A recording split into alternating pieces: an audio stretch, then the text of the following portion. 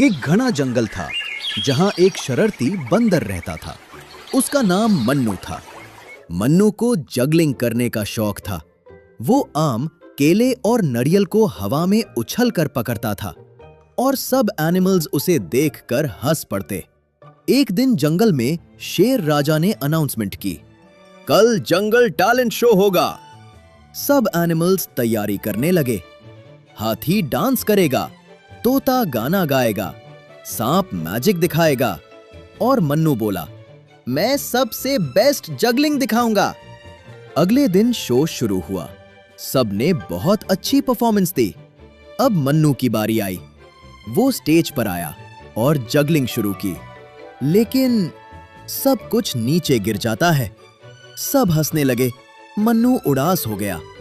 तभी उसका दोस्त चीकू खरगोश बोला, प्रैक्टिस करो, तुम कर सकते हो।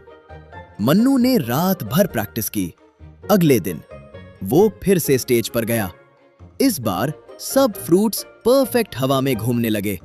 मन्नू स्टाइल से पकड़ रहा था। सब एनिमल्स हैरान हो गए और जोर जोर से तालियां बजाने लगे।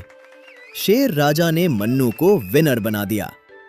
मॉरल ऑफ द स्टोरी, कभी हार मत मानो, प्रैक्टिस से सब मुमकिन है।